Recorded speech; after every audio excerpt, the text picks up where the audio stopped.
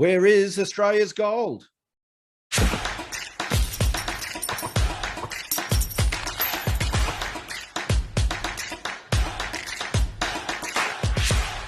Senator Rennick. Hi guys, how are you going?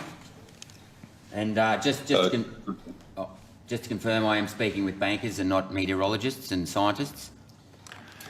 Yes. Academics. Okay, thank you. Is the RBA aware that the Deutsche Bank had to settle a price-fixing litigation, and basically it had to be settled because the plaintiffs accused both Deutsche Bank, the Bank of Nova Scotia, Barclays, HSBC and Societe Generale of manipulating prices of gold, gold futures and options and gold derivatives through twice-a-day meetings to set the so-called London gold fixing? Yes, I'm aware of that, Senator. Yep, and you're also aware that JP Morgan had to pay a $920 million fine over misconduct of market manipulation in regards to trading metals and Treasury securities? Yes, I am, Senator. With that in mind, I noticed that in the report that you sent me, and I appreciate you sending that through report, that you mentioned that there is the existence of fake gold bars had been detected at the Bank of England in the past and by the presence of duplicate refiner serial numbers. Has this issue ever been raised with the Treasurer? And given the serious nature of this statement, why are we still keeping gold with the Bank of England, who have clearly failed in their custodianship of our gold? To answer your question, no, we haven't raised it with the Treasurer. You haven't raised it with the Treasurer? No. Okay, thank you. I note also that those some of those bars, a lot of those bars have been refined since 2015. Given that we haven't bought or sold any gold in 20 years, how is it that this gold's only been refined in the last 5 years, and where exactly were our gold bars prior to 2015? So they were at the Bank of England prior to 2015, Senator. I mean, we gave you the information earlier to an earlier question of yours about how they, when bars got where.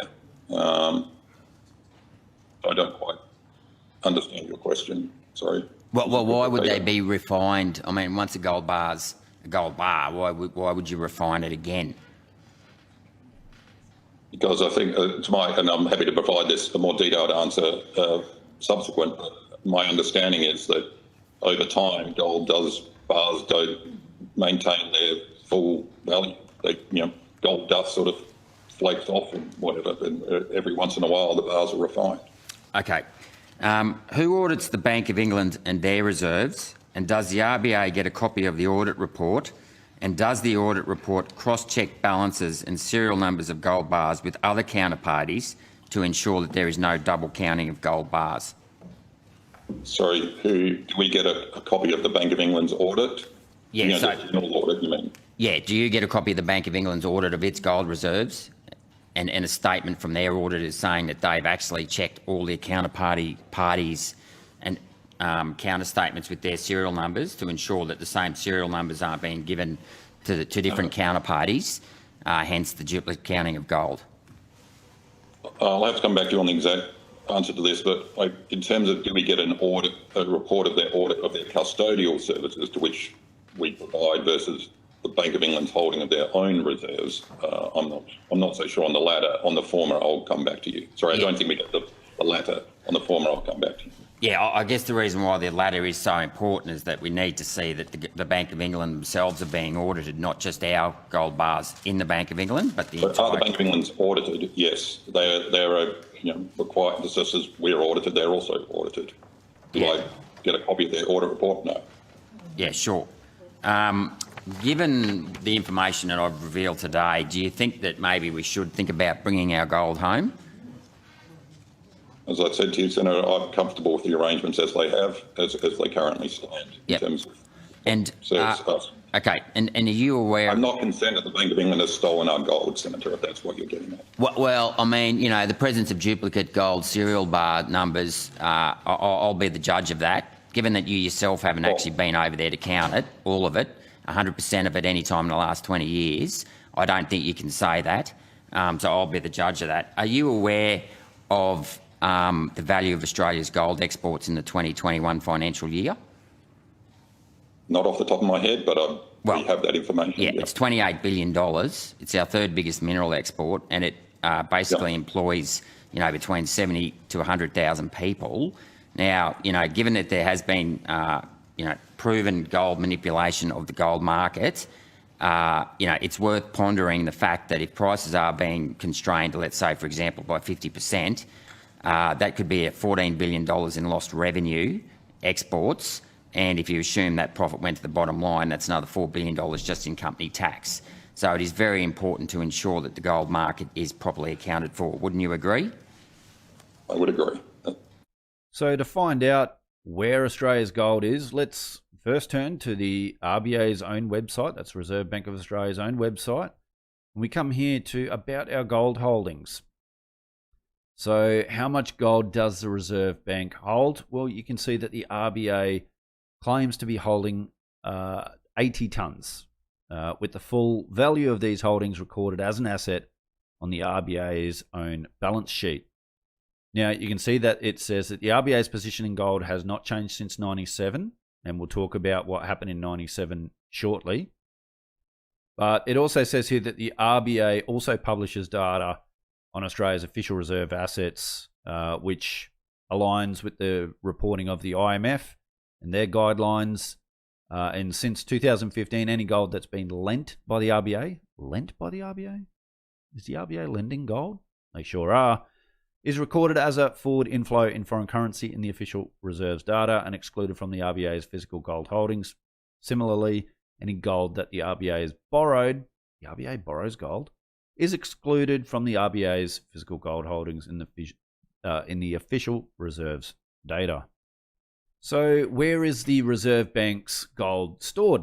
Well, almost the entirety of the RBA's physical gold holdings, they say 99.9%, is stored in the United Kingdom at the Bank of England. The Bank of England holds the RBA's gold as bailey, legal and beneficial title to the gold remains with the RBA.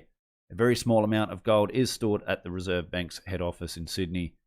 London is the world's largest trading centre for gold. Storing gold at the Bank of England allows the RBA to readily access this market. Why? They haven't done nothing since 97. Anyway, we'll come to 97 in a sec. Anyway, as most gold market participants prefer to take delivery in London, the Bank of England provides a very secure and cost-effective storage location for central banks and other market participants. The Bank of England only accepts bars which complies with the LBMA's good delivery standards. The RBA's gold is held at the Bank of England in an allocated account, such as individual bars with specific bar serial numbers, and are attributed to the RBA. In an unallocated gold account, the customer does not own specific bars, but has an unsecured entitlement to a share of gold held in a pool. The Reserve Bank has processes in place to ensure that its specified gold bars are maintained appropriately. I'd really like to know what that is. Inventory reconciliation is undertaken periodically. Really? And after any movements on the RBA's account, additionally, the Reserve Bank audits its gold processes. Really, does it? Including gold holdings at the Bank of England. So does the RBA earn income from its gold? Well, gains or losses on the RBA's gold holdings mostly arise from changes in the spot value of gold. However, yes, their gold holdings in a vault do not accrue interest. To earn some ongoing income, the RBA may lend its gold. For more than 30 years, the RBA has participated in the gold lending market, at times lending almost all of its gold holdings. Graph 1, which we'll have a look at in a second.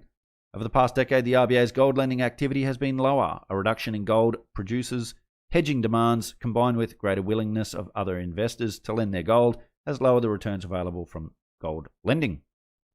So we can see that the RBA at some point in time was almost lending out all its gold. Now, who was it lending out to? Well, those of you who follow John Adams has done some work on this, and I will just refer you over to him.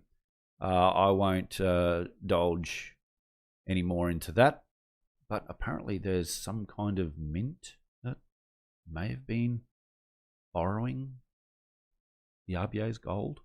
Why would that be? A summary of gold lending activity is recorded in the RBA's annual report each year. In the early 2000s, the RBA earned approximately 15 to 20 million per year from gold lending. This declined sharply after 2006 due to both reduced lending activity and lower lending rates. In the 2021 financial year, earnings from gold lending activity amounted to 1.3 million. Mate, this is peanuts. So how does the RBA lend gold? Any gold lending by the RBA is fully collateralized by cash, either foreign currency or Australian dollars, or has the benefit of a government guarantee of the borrower's payment obligations to the RBA. At the inception of each loan, the RBA and its counterparty will agree the maturity date of the transaction, the value of the gold to be exchanged, and the interest rate payable.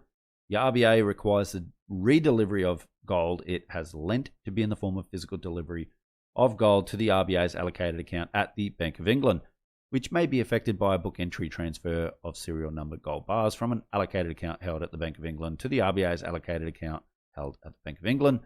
The interest on a gold loan is paid in cash, not gold. Where gold is lent or borrowed in exchange for cash, the interest rate will be applied to the cash amount owing at the maturity of the loan. And here's the big kicker. Who does the RBA lend to? The commercial relationships the RBA has with participants in the gold market are confidential. Oh, they're confidential. The same is true of the commercial relationships used in managing other official reserve assets. The Reserve Bank's credit risk on its gold transaction is managed by only dealing with counterparties that meet strict eligibility criteria, such as minimum credit ratings from major ratings agencies. Counterparties are also required to have entered into ISDA master agreement with the RBA. The Reserve Bank conducts its activities in the gold market in a manner that consists with the principles of the Global Precious Metals Code. So once again, I suggest, and I'll try to find John Adams' work where he links the amount of gold lent by the RBA and another organisation, a mint. I won't name which mint. Don't want to get in trouble. I don't need any lawyers' letters on my door. Which has borrowed gold. And yeah, it does kind of match up. And when we have a look at this article, dated the 4th of July 1997 in the Financial Review, Reserve dumps gold.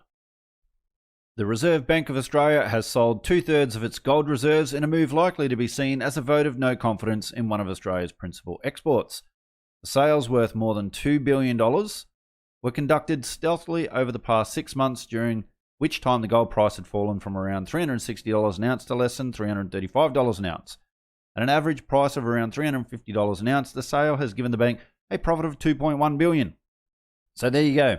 In 1997, the Reserve Bank of Australia sold 2/3 of its gold reserves for an average price of $350 an ounce, which gave it $2.1 billion. By the way, they bought it at the $35 an ounce mark. So they think, how good are we? But how much? So 2/3. Well, what are we talking in terms of numbers here? So when we go to the RBA's own website and we have a look at the official sales of gold from the 3rd of July 1997, over the past 6 months, the Reserve Bank has sold 167 tonnes of gold, reducing its holdings from 247 tonnes to 80 tonnes. So 167 tonnes, what's that, about 5.9 billion ounces, if I'm correct? And at today's price of gold in Australian dollars is $2,644. Well, that's $15.6 billion. So they've got 80 tonnes at the moment. They sold 167 tonnes. And they pocketed, $2 billion, just over $2 billion.